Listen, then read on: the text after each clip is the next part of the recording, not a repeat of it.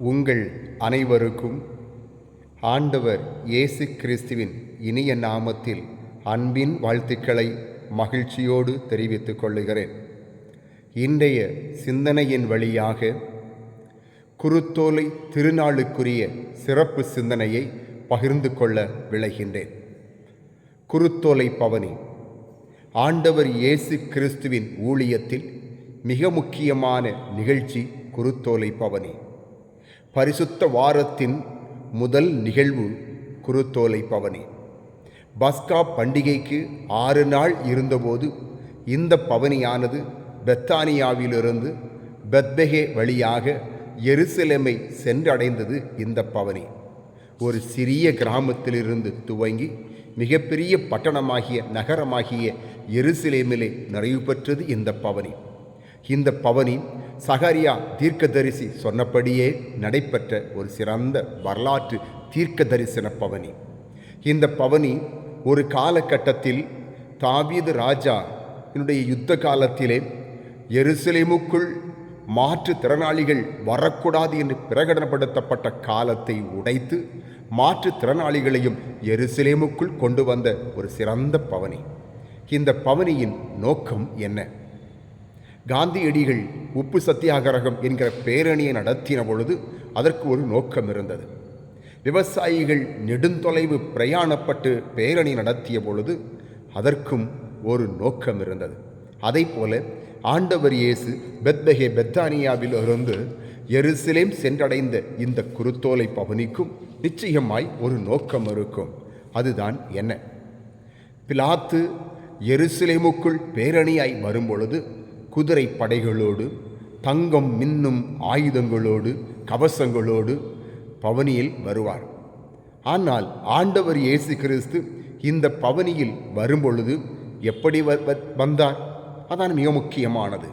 ஆண்டவர் இயேசு கிறிஸ்து குருத்தோலை பிடித்தவராய் எருசலேமை நோக்கி வரும்பொழுது அவர் கையிலே குருத்தோலை, கழுதை கொட்டி சுமந்து வருகிறது, ஒலிவை இலைகள் பயன்படுத்தப்படுகிறது, வஸ்திரங்கள் விரிக்கப்படுகிறது. இந்த 4 அடையாளங்களும் பயன்படுத்தப்பட ஓசன்னா என்ற தொனியோடு எருசலேமுக்குள் வந்த எளிமையான பவனி இந்த பவனி.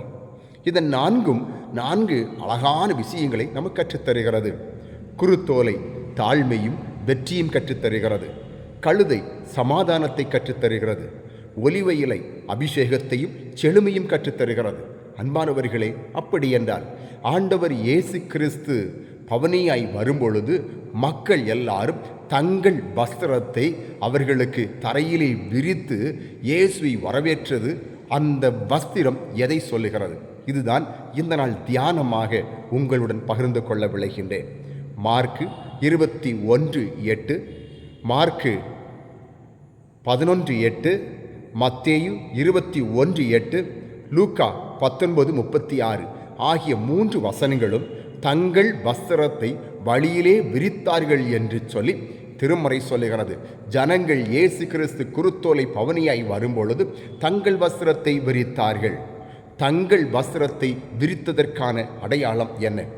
1931 ஆண்டு டிசம்பர் 12 நாள் மிகப்பெரிய கனவுகளோடு மகாத்மா காந்தி அவர்கள் ரோமிலே கால்மிதிக்கின்றார்கள். ரோமுக்கு சென்ற பொழுது அவர்கள் அன்றைய காலகட்டத்துடைய போப்பாக இருந்த 16ஆம் பயஸ் என்கிற போப்பை சந்திப்பதற்கு ஒழுங்குகளை செய்தார். ஆனால் கடைசி நேரத்தில் அந்த போப் காந்தியை சந்திக்க மாட்டேன் என்று சொல்லி விலகிக் கொள்ளுகிறார். ஏன் சந்திக்கவில்லை? கேள்வி எழும்பியது. நீங்கள் வேண்டுமென்றால் அருங்காட்சியகத்தை பாருங்கள் என்று சொல்ல இவர் யோசனை செய்தார், ஏன் நமக்கு மறுக்கப்பட்டது என்று. அடுத்த நாள் மீடியாக்களே சொல்லப்பட்டது. அந்த ரோமில் உள்ள மீடியாவாகிய யூனிவர்சல் நியூஸ் ரீல் என்கிற மீடியா வழியாக போப் ஆண்டவர் சந்திக்காமல் இருந்ததற்கான காரணம் காந்தியின் வஸ்திரம் என்று சொல்லி விளம்பரப்படுத்தப்பட்டது. அன்பானவர்களே, வஸ்திரம் ஒரு அடையாளம். ஆண்டவர் இயேசு கிறிஸ்து வரும்பொழுது ஜனங்கள் தங்கள் வஸ்திரத்தை தரையிலே விரித்து வரவேற்றார்கள். அப்படி என்றால் வஸ்திரத்தின் வழியாய் ஏதோ ஒரு செய்தி சொல்லப்படுகிறது. அது என்ன? திருமறையில் நிறைய வஸ்திரங்கள் இருக்கிறது. மார்க்கு 5 அதிகாரம் 27-29 வல்லமை வெளிப்பட்ட ஓர் வஸ்திரம் திருமறையில் சொல்லப்படுகிறது. மத்தேயு 17:2 மறுரூபம் அலையில் மகிமையான மகிமையின் வஸ்திரம் சொல்லப்படுகிறது.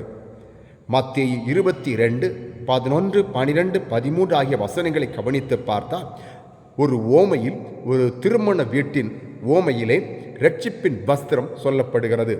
யோவான் 19:23-24 ஆகிய வசனங்களிலே துண்டு போடப்பட்ட இயேசுவின் வஸ்திரம் சொல்லப்படுகிறது.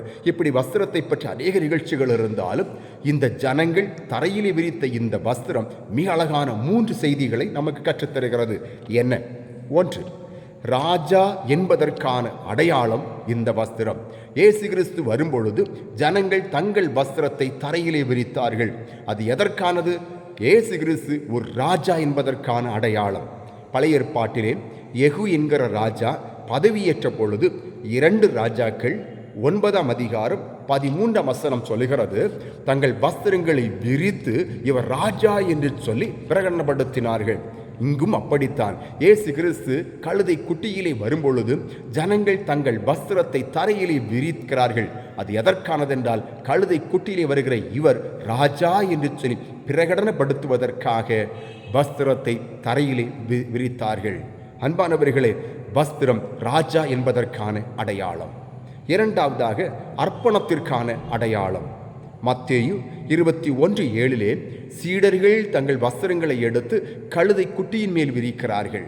அது எதற்கு என்று சொன்னால் ஆண்டவருக்கு தங்களை ஒப்பு கொடுப்பதற்காக. இதை போலதான் ஜனங்களும் ஒருவருக்கு, அதாவது வஸ்திரம் என்பதே அந்தஸ்திற்கும் அதே நேரத்தில் சமூகத்திற்குமான அடையாளம். ஒருவர் தங்கள் வஸ்திரத்தை எடுத்து இன்னொருவருடைய பாதப்படியிலே வைக்கிறார்கள் என்று சொன்னால் அதனுடைய பொருள், நான் உங்களுக்கு அடிமை.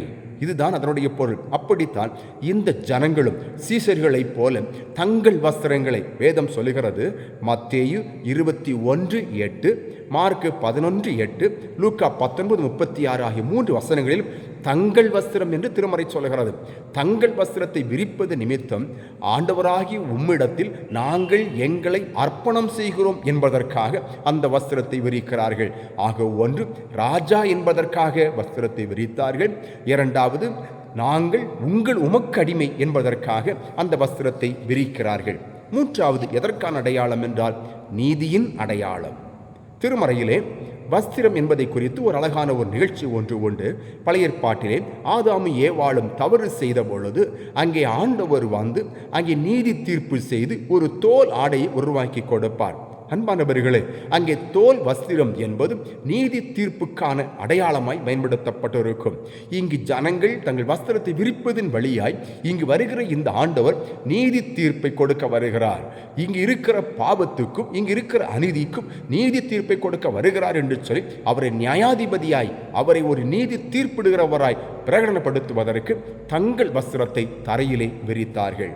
ஆக தரையிலே விரிக்கப்பட்ட வஸ்திரத்தின் வழியாய் 1, வருகிற இவர் ராஜா என்பதற்காகவும், வருகிற இவரிடத்தில் நம்மை அர்ப்பணம் செய்கிறோம் என்பதற்கு அடையாளமாகவும், பாவத்துக்கு நீதிக்கும் தீர்ப்பு செய்ய வருகிறார் என்பதற்கான அடையாளமாகவும் இந்த வஸ்திரங்களை அந்த ஜனங்கள் தரையிலே விரித்தார்கள். அன்பு தேவனுடைய பிள்ளைகளே, நீங்கள் குருத்தோலை பவனியிலே ஆண்டவர் இயேசு கிறிஸ்துவை எப்படி புரிந்து கொண்டிருக்கிறீர்கள்? எப்படி வெளிப்படுத்தப் போகிறீர்கள்? சிந்தியுங்கள். கர்த்தர் உங்கள் ஒவ்வொருவரையும் ஆசீர்வதிப்பாராக. ஆமென்.